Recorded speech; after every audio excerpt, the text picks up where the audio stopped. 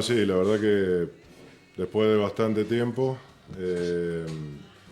llegó el invierno. Básicamente fue eso. En general la gente obviamente no lo percibió, pero digamos, el calor que hizo durante el mes de mayo y los primeros días de junio fue tan anormal como la ola de calor de febrero-marzo, digamos que fue muy Cerca de los complicado. 40 grados en esa época. Claro, lo que pasa es que ahora, digamos, como anomalía fue casi igual, obviamente con otro confort, porque los 10 grados, 12 grados de diferencia entre el promedio y lo que ocurrió, entre el promedio histórico y lo que se verificó, obviamente no es lo mismo de 30 a 42 que de 15 a 27, de 18 a 30, digamos, ¿no? Pero bueno, fue llamativo, digamos, ¿no? Indicativo a lo mejor del cambio climático, indicativo que a lo mejor de que no hemos hecho la cosa del todo bien a nivel de especie humana, ¿no? Sí, Bueno, ahí estoy sí. viendo la nota que se ha compartido en los últimos días sobre la erosión hídrica, sequía, erosión hídrica y posibles diluvios, ¿no? En el campo, Inundaciones. inundaciones. Claro, a ver, lo que se prevé, digamos, todo indica que, bueno, primero, el empalme de 3 sequías consecutivas originada en un fenómeno de la Niña. Esto es, digamos, un enfriamiento del Pacífico ecuatorial. Digamos, no es que sea rara la ocurrencia de la Niña, sí es bastante rara que haya ocurrido en 3 años consecutivos. De hecho, no se tiene mucho registro en los últimos 20 años de algo así, digamos, digamos, tan combinado. Digamos. Bueno, de los cuales de los 3 años, claramente el último fue el peor. Hay una disminución muy fuerte de la producción de grano en toda la Argentina. En algunas zonas muy grave, digamos, no se ha cosechado. Bueno, eso genera problemas a nivel social, económico y bueno, también político, obviamente. Hay 20.000 millones de dólares que la Argentina no ¿Se recauda. impacta el tema de la sequía económicamente las reservas o hay que esperar unos meses? No, ya está porque digamos la cosecha que estaría finalizando aproximadamente ahora, en primera semana de junio, no ocurrió. O sea, ¿por qué? Porque no hay grano en el campo, no hay cosecha, no hay rinde, digamos. O sea que claramente hay unos casi 20.000 millones de dólares que habitualmente ingresan y este año no va a ingresar sumado a los compromisos exteriores que tiene Argentina, etcétera. O sea, se combina, digamos, una cosa bastante crítica. Bueno, desde el punto de vista de la parte climática, lo que ocurre es que existe la previsión de que el Pacífico se comporte, haga una especie de rebote en espejo y que para los meses venideros se declara un niño que en la primavera puede llegar a ser intenso.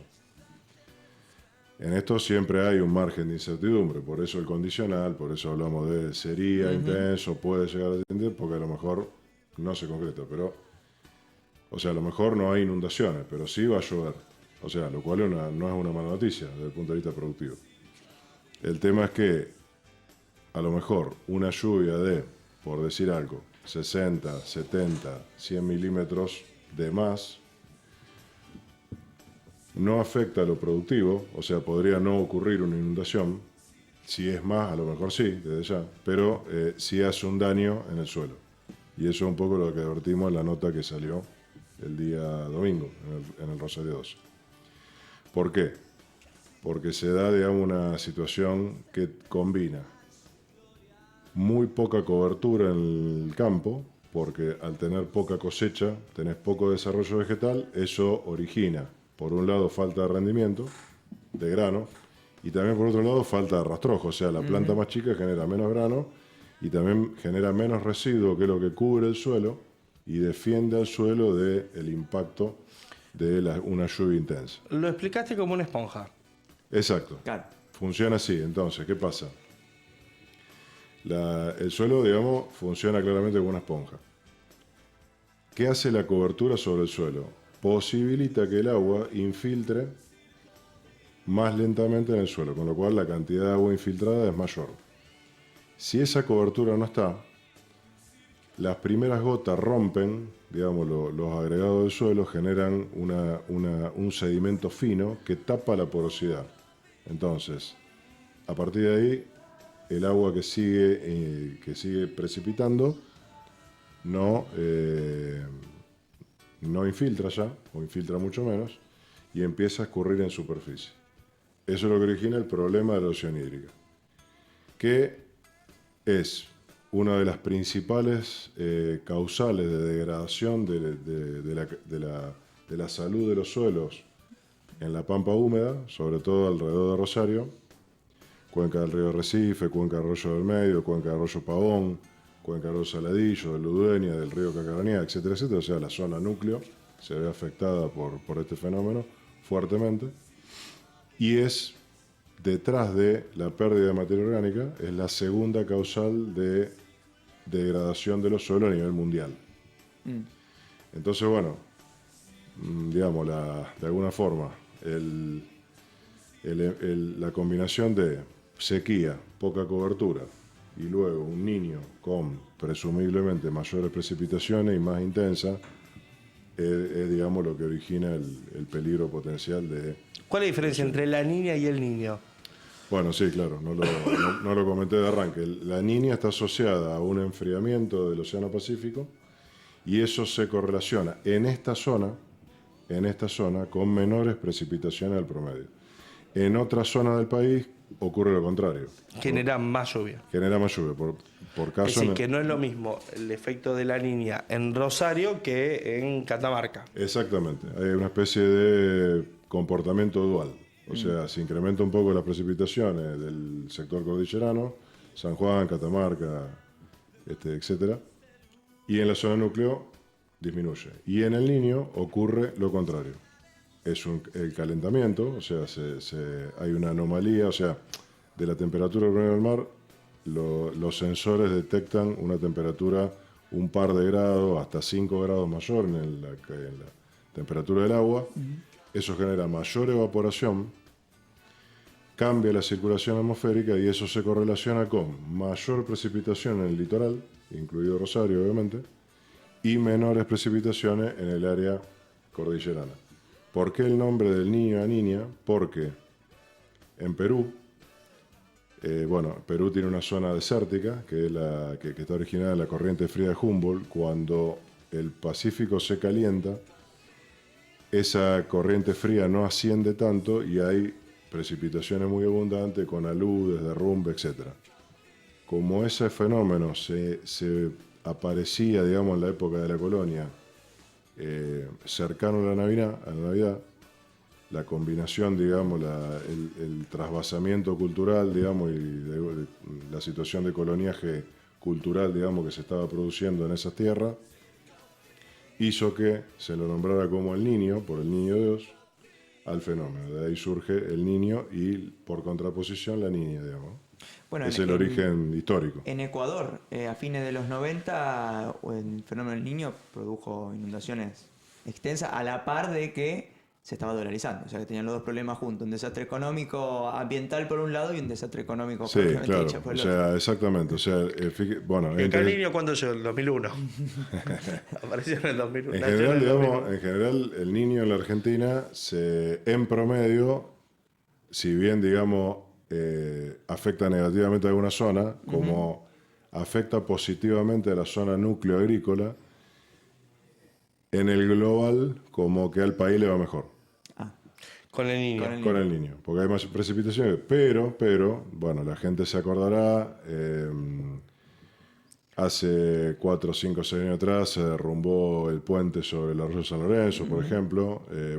Ese exceso de precipitaciones, junto con un manejo agronómico no sustentable, genera inconvenientes a todo nivel. Y, bueno, desde ahí nosotros de la Facultad de Ciencias Agrarias de la UNR tenemos soluciones disponibles para, bueno, cooperar, digamos, con los productores y también con la sociedad para que no haya problema, intentando mitigar los efectos del problema. Medidas preventivas. Medidas preventivas, exactamente. Yo voy a hacer pregunta tipo Fantino. Yo soy un chacarero, en La Pampa, acá, no sé, en Santa Fe, ¿está bien? Digo, Santa Fe. Y vengo y le digo, ingeniero, mire, yo sé que va a venir este efecto, quiero En la primavera. ¿Cómo? En la primavera. Quiero prevenirlo y no quiero que se me inunde el campo. Bueno, se hace, bueno, a través de la facultad se registra el pedido, al productor se le hace una visita in situ para verificar, digamos, el problema tiene, o sea, es como si fuera una enfermedad, presenta una especie de sintomatología que la tenemos que ir a ver al campo. A lo mejor, digamos, si está en una situación inicial, se puede corregir con medidas menores, digamos, que no revisten demasiada complejidad. Si nosotros encontramos que hay situaciones, digamos, más graves, digamos, desde sintomatología, digamos, mediana a más grave, esto es si se ven corridas de agua en el campo, ahí sí el proceso se hace un relevamiento planetimétrico de precisión, o sea, se toman las alturas del campo y se diseñan unos bordes de agua, unos bordes de tierra que lo que hacen es evitar que la corrida superficial de agua genere daño en el suelo. Es una tecnología probada, digamos, de hace varias decenas de años, muy implementada, digamos, en Estados Unidos, por ejemplo, en algunos estados de Estados Unidos y en buena parte de Europa es de carácter obligatorio. O sea, en esos países, incluso en Brasil, por ejemplo, en el estado de San Pablo, digamos, en los lugares del mundo en donde se considera a la tierra como un bien social, al ser un bien social, la sociedad se preocupa por su conservación y su mantenimiento y su conservación. Por ahí acá no está tan desarrollado ese concepto, lamentablemente, pero digamos, claramente, para el productor o para el propietario, digamos, de ese pedazo de campo, el proceso de erosión hídrica es un problema porque, por así decirlo, afecta negativamente su capital, ¿no? Es como si uno tiene una casa, un departamento, un auto, y por falta de mantenimiento se degrada, se rompe, se desmejora, etc. Algo parecido. El problema es que 1 centímetro de suelo tarda aproximadamente 150 a 200 años en regenerarse naturalmente, ¿no? 1 centímetro de profundidad. 1 centímetro de espesor de suelo, exacto. O sea, imaginémonos que como que ni nos damos cuenta que se nos fue 1 centímetro. Claro. En la parte superficial del suelo donde contiene la mayor cantidad de nutrientes, etcétera, etcétera. O sea, si a mí se me erosiona el campo, además del daño a la sustentabilidad y al resto del agroecosistema, si lo miro, digamos, desde el punto de vista micro, individualista, digamos, egoísta, estoy perdiendo plata, porque, digamos, en ese suelo que estoy perdiendo el campo se me está yendo dinero que después tengo que reemplazar con fertilizante que tengo que comprar y que tengo que pagar en dólares. Entonces, bueno, esto nosotros intentamos hacer extensión, por ahí como es una tecnología de proceso, no es una tecnología de insumo, cuesta, digamos, no está un poco en la agenda, si se quiere, en la agenda originada por el negocio de venta de insumos. Esto no está porque es una tecnología de proceso, hay que emplear conocimiento para resolver el problema. No hay un elemento, no hay un fierro, no hay un fertilizante, no hay una semilla que se compre y se venda. Pero bueno, es bien importante y bueno, intentamos Lo que pasa es que cuando hay sequía, el Estado tiene que salir, bueno, a ayudar o a subsidiar, ¿no? Cuando hay sequía. Y cuando hay inundaciones, también pasa lo mismo. Sí, medio como queda así, ¿no? Hay una... O Digo, sea, los dos picos, digo, porque si son pasamos... negativos. Claro, los dos picos son negativos, porque vamos a pasar de la sequía a la inundación. Claro, ahí el otro elemento importante es que, por ejemplo, en el Cerrado brasilero o en el medio oeste americano, o sea, en los lugares donde se hace agricultura, pero en condiciones más bien de clima semiárido, o sea, con restricción del clima importante, la misma estructura que te defiende al campo contra la erosión hídrica te permite, como retarda el escurrimiento superficial, te permite aprovechar mejor el agua de lluvia. Entonces, por ejemplo, nos ha pasado en estos últimos 3 años, con sequía, por falta de agua no tenés problema de erosión hídrica, porque, digamos, justamente no llovió. pero lo poco que llovió en los lotes con terrazas, respecto a los lotes sin terraza, esto que conté, el borde de tierra, la sistematización se denomina terraza, es otra acepción de la terraza, digamos, del techo, que uno puede pensar. En los lotes con terrazas, por ejemplo en soja, hay... A mí me dicen eso y yo digo, se puso un balcón. No, es un borde, es como si fuera un borde de Se tierra. puso un balcón en el campo. Es como si fuera un borde de tierra, digamos. ¿Sí? Para los oyentes, para ustedes, si han viajado por Entre Ríos, por la ruta se ve, hay unos bordes, digamos, de tierra. Tienes razón. Bueno, eso se le denomina terraza. En sequía, los lotes con terraza, en promedio, están 3,5 quintales, 4 quintales de soja por encima de los lotes sin terraza, por el solo hecho de aprovechar mejor la poca lluvia que cayó. O sea, si aún con poca lluvia... ¿La terraza qué permite? Que el agua se quede en el lugar. Claro, No. la terraza como que frene el escurrimiento superficial. Claro. Entonces, esa baja de velocidad hace que infiltre, tenga más oportunidad de infiltrar. Eso a lo mejor implica un 18, 20, 25% de incremento de la infiltración, que es lo que hace esa diferencia, ¿no? Y si cosechaste a lo mejor 15 respecto de cosechar 19, 20, en una campaña como la que pasó, Es mucho. fundirte o no fundirte, digamos, ¿no? Y bueno, por una práctica que además está conservando tu capital. O sea, el terraceo de campo es una práctica que no tiene costado negativo. Te defiende cuando llueve mucho y también te defiende cuando llueve poco. Cuando llueve poco lo entendí, ¿cómo te definí? Cuando llueve mucho, Cuando llueve mucho porque al evitar que el agua, digamos, corra indiscriminadamente a alta velocidad arriba del campo, la deriva hacia canales empastados sin provocar daño, entonces eso hace que no se gaste la superficie del suelo, que es el proceso. serían como canales internos. Se hace como una estructura de canales que en realidad las terrazas son sembrables, o sea, no le quitan espacio productivo al productor, no es que te quita superficie productiva. Digamos, desde el punto de vista de la operación del campo ni te das cuenta, o sea, son unos bordos de tierra que están diseñados con criterios de ingeniería bastante estrictos, pero que, digamos, no te complica la operación del campo y tenés la doble ventaja, ¿no? Eso es un poco lo que intentamos comunicar un poco en esa nota, porque claro, si bien en los últimos años cambió, porque mejoró la rentabilidad del maíz desde prácticamente desde el fin del siglo XX hasta el 2015-2016, la rentabilidad de soja era muy alta respecto a las otras alternativas y la Argentina era un país que había entrado fuertemente en una condición de monocultivo de soja. Eso es... ¿Qué pasa si a un campo le metes soja? ¿Se puede? No. Poder se puede, pero no hace bien. debe. No se debe, claro. Es como si fuera, digamos, para hacerla bien gráfica, tanto cultivo de soja lo que hace es disminuirle al suelo la materia orgánica. Para explicar rápidamente qué es la materia orgánica, es como si fuera el cemento Portland de una construcción. Supongamos que tenemos una pared y un techo hecha, digamos, construida con ladrillo, arena, cal y Portland, ¿no?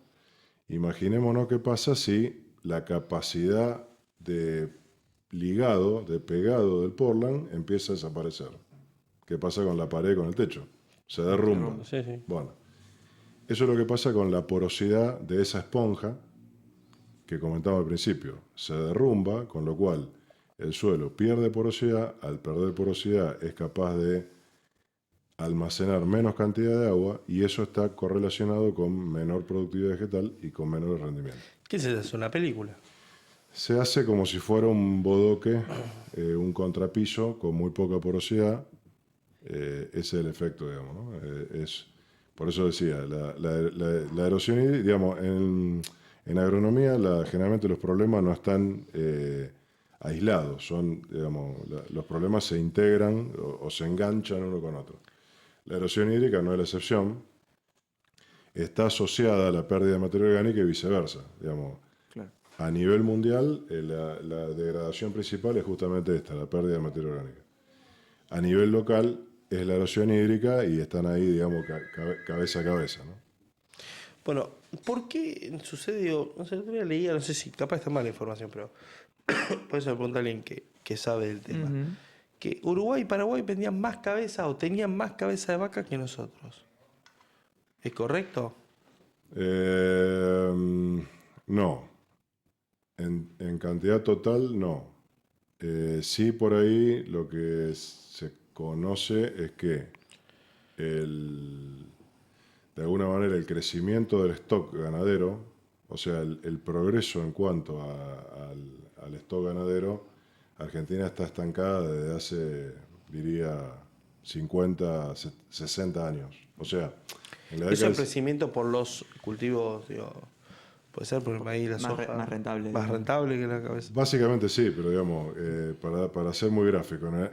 Hoy Argentina tiene la misma cantidad de cabeza de ganado Casi que en el año 65, 70. Claro. La total no, pero sí Claro, entonces, estamos como estancados. Claro, imagínense que en el año 80 Que éramos 28 millones. 30. éramos 28 millones, claro, o sea que en el 70 capaz que éramos 24, una cosa así. Ahora somos 55 y tenemos el mismo rodeo ganadero. O sea, en la vida real, digamos, por algo la carne está tan cara. Claro. Porque no hay oferta. A comparación del mundo es barata. Si vos vas a cualquier lado del mundo es una carne Claro, regalada. Lo que pasa que a nosotros, a precio argentino, es muy cara. es Se ha muy dolarizado. cara, claro, es muy cara y digamos la costumbre argentina de acceder a un alimento de esa calidad por una proporción del salario tradicional, digamos, ahora está severamente, o sea, el poder de compra del peso argentino se ha caído Sí, mucho. disminuyó totalmente. Y la carne tiene valores comparativamente altos, entonces eso genera tensión, digamos, social, económica y hasta cultural, digamos, ¿no? Porque el asado, digamos, no es, digamos, del todo accesible, con lo cual, digamos, es un símbolo también, ¿no? Una realidad, pero también un símbolo que hay que atender. Se consume menos carne. Se consume menos carne, hace muchos años, sí. O sea, ha sido reemplazada por el pollo, por el cerdo, digamos. Eso en algunas clases sociales. En otras, a lo mejor más altas y demás, como que ha avanzado también este fenómeno de cambio en estilo de vida, como el veganismo y Claro, el bueno, sí, vegetarianismo. desde ya. Lo que pasa es que ahí también hay una cuestión que, bueno, es discutible desde el punto de vista del enfoque que uno tenga, pero digamos, reemplazar la proteína, o sea, reemplazar la calidad de la proteína animal con proteína vegetal es caro. Entonces, no es para, o sea, ofrecer una alimentación de calidad si se quiere, a las mayorías, digamos, de las personas, digamos, bueno, ojalá se pudiera, es para otro nivel de desarrollo del país, o sea, entonces, la carne, digamos, más allá de la opinión, todo lo relacionado con esa postura, digamos, pro carne o anticarne,